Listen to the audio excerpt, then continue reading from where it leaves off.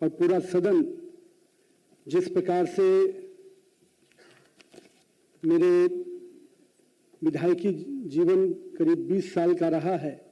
अभी तक का जो सफ़र है, और उसमें सब लोगों के साथ मिलकर जब काम शुरू किए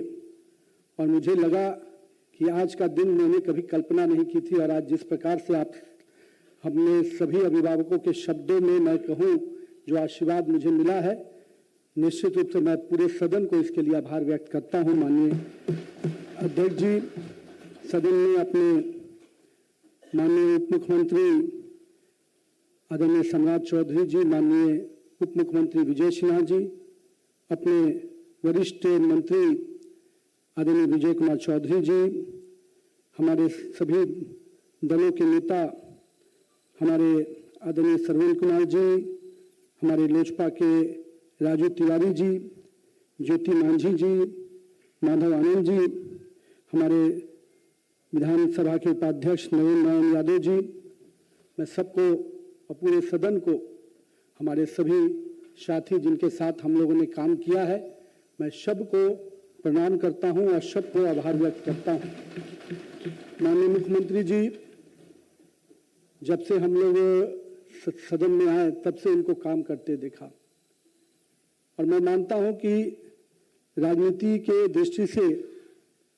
जो नए लोग आते हैं राजनीति में, जहां एक और अपने पार्टी के विचारों से हम लोग आते हैं और वहीं जनता के बीच में भी एक मत लेके आते हैं, और जनता का मत जब मिलता है तो कई मुद्दों के साथ हम उनके से जुड़ते भी हैं, लेकिन उन मुद्दों के साथ अपने विचारों के साथ आगे बढ़ने का जो कला यहाँ पर सीखने को मिलता है इस सदन में आने के बाद, कि कैसे हम अपने विषयों को भी उठाए, अनुशासन की गरिमा को भी रखें, और साथ ही साथ ये भी कह सकते हैं कि अपने जनता की आवाज बनकर भी हम बैठे। तो कहीं ना कहीं इस पूरे तीनों विषयों को साथ में लेकर एक विधायक के रूप में आप हम यहाँ बैठते हैं, और यहाँ से सदन की भी गरिमा कैसे बढ़े इसकी भी चिंता करते हैं। मैंने मुख्यमंत्री जी को कई अवसरों पे देखा है। 2006 में मैं पहली बार विधायक बना अध्यक्ष जी, और तब से लेकर मुख्यमंत्री जी ने किस प्रकार से पूरे बिहार की छवि को, अभी चर्चा विजय चौधरी जी जिस शब्दों का कर रहे थे, हम लोग भी बिहार से बाहर जाकर पढ़े हैं, और उस पढ़ाई लिखाई करने के दौरान किस प्रकार के शब्दों का प्रयोग बिहार के लिए किया जाता था। 2005 के पहले का कालखंड मैं इस सदन में सत्ता और विपक्ष के रूप में नहीं, एक उस छात्र के रूप में बता रहा हूं जो हम लोग भी पढ़ते थे तो जब, और उस पूरे बिहार की उस छवि को उस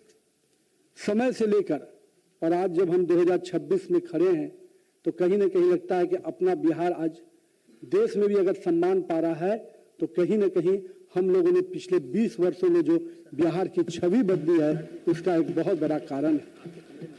माननीय प्रधानमंत्री जी ने मुझ पर भरोसा किया, पार्टी के काम करने के इन्होंने सिस्टम को हमेशा सम्मान दिया है, और मैं ये मानता हूं कि इस सदन में कई ऐसे हमारे पूर्व के वरिष्ठ नेता रहे हैं जिन्होंने बिहार को कई गरिमामय समय दिया, लेकिन कुछ लोग जो अभी साक्षात रूप से हमारे सामने हैं, जो नेतृत्व हमारे सामने हैं, जिनसे हमें प्रेरणा लेनी चाहिए। मैं कह सकता हूं कि देश के प्रधानमंत्री जी ने जहां सेवा के भाव से काम किया, वहीं माननीय मुख्यमंत्री जी ने सुशासन की प्रक्रिया को पूरी तरह से सरकार में रहते हुए कैसे हम ट्रांसपेरेंट सरकार दे पाए, ये छवि कैसे बने, उस परिस्थिति में जब बिहार निकल कर आया था और आज जिस परिस्थिति में हम बैठे हैं, मुझे लगता है यहाँ पर बैठे हुए सभी सदस्यों के लिए ये अपने आप में एक ऐसा नेतृत्व है जिससे हम सबको प्रेरणा लेने की हमेशा जरूरत रहेगी। ये सदन मेरे पिताजी के मृत्यु के बाद मैं भी सदन का सदस्य बना, और मैं एक बात कई अवसरों पर कहता हूं अध्यक्ष जी, मैं भी नहीं जानता था जब राजनीति में नहीं आया था कि एक व्यक्ति समाज में कितना बड़ा स्थान पा लेता है राजनीति में आने के बाद। जो भाव से जनता उसको देखती है, मैंने अपने पिताजी के जीवन को उसमें देखा कि लोग मेरे हाथों को पकड़ के मिलते थे, रोने लगते थे, तो मुझे लगता था कि मेरे पिताजी हैं, सामने वाला व्यक्ति क्यों इतना भावनात्मक हो रहा है। मैं नहीं जानता था कि उसकी भावना किस प्रकार से जुड़ी है, लेकिन मुझे लगा कि मैंने पिछले 20 वर्षों में हमेशा ये ध्यान रखा कि मेरे पिताजी की छवि के हिसाब से मैं हमेशा अपने आप को आगे लेके चलूं। और मुझे लगता है कि हमारे आज के सभी जनप्रतिनिधियों को ये बहुत आवश्यकता है हम सबके लिए कि हम जनता के साथ किस प्रकार से उस लगाव के साथ जुड़े, उस भावना के साथ जुड़े, ताकि जब हम नहीं भी रहे, हम जब हमारे काम की बातें हों उस समय भी हमारे प्रति उनकी वही भावना रहे, तो नहीं हमारी राजनीति में एक सही रूप से सफलता तब मिलेगी जब हमारे नहीं रहने पर भी लोग उस रूप से हमें याद करेंगे। साथ ही साथ सदन की हर छोटी बड़ी घटनाओं का से मैंने भी बहुत कुछ सीखा है। हम लोगों ने सदन में सरकार में रहते हुए सरकार के विषयों को कैसे उठाया जाए, कैसे अपना काम विधायक के रूप में कराया जाए, और साथ में विपक्ष में भी रहे तो विपक्ष की भी जो गरिमा होती है उस गरिमा के साथ कैसे काम किया जाए। दोनों ही समय में हम लोगों ने काम करने का मौका मिला, और मैं मानता हूं कि मेरे राजनीतिक जीवन में इस सदन का कामकाज को देखकर बहुत कुछ सीखने का मौका मिला है। तो ये अपने आप में एक ऐसा स्थान है जहां देश में, विश्व में लोकतंत्र का इतिहास कहते हैं कि व्यवसायी इतिहास में लोकतंत्र की जननी कहा जाता है बिहार, और उस लोकतंत्र की जननी में इस विधानसभा का बहुत बड़ा हमेशा योगदान रहा है और रहेगा। और हम सब कोई आज के अपने सभी सदस्यों का आभार भी व्यक्त करते हैं, और अध्यक्ष जी इतना विश्वास दिलाते हैं आप सबको कि एक विधायक के रूप में जो भूमिका, हम मंत्री के रूप में जो मौका पार्टी और माननीय मुख्यमंत्री ने दिया है, अब पार्टी ने भूमिका जरूर बदली है, पर विधायक के रूप में मैं अगर यहाँ हूँ तो निश्चित रूप से यहाँ के राज्य के विकास में जो भी मेरी भूमिका हो पाएगी, दोनों ही हमारे एनडीए दलों के लोग जो भी मुझसे उम्मीद करेंगे, मैं निश्चित रूप से बिहार के विकास में माननीय प्रधानमंत्री जी ने जो सपना देखा है 2047 के विकसित भारत का,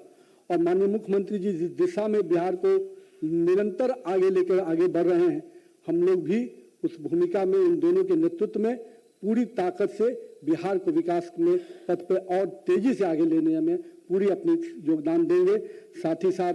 मैं अपने सभी साथियों से आग्रह करूंगा कि आप सब मिलकर, हम बिहार की वो टीम है,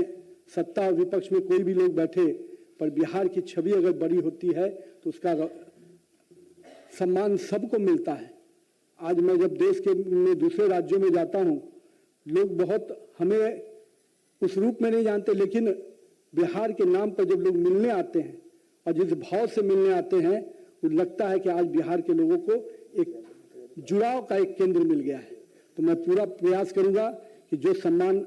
आपने दिया है, जो सम्मान पार्टी ने दिया है, उससे बिहार में देश भर में रह रहे सभी बिहार के लोगों को मैं जोड़कर निश्चित रूप से बिहार एक गर्व का विषय बने, बिहार एक सम्मान का विषय बने, और हम अपने पुराने गौरवशाली इतिहास को पुनः वापस लाने की दिशा में जिस प्रकार से माननीय मुख्यमंत्री जी के नेतृत्व में हम लोग काम कर रहे हैं, निश्चित रूप से 2047 में भारत भी विकसित होगा, बिहार भी विकसित होगा, और बिहार अपना पुराना गौरव भी वापस लेके आएगा। बहुत बहुत धन्यवाद।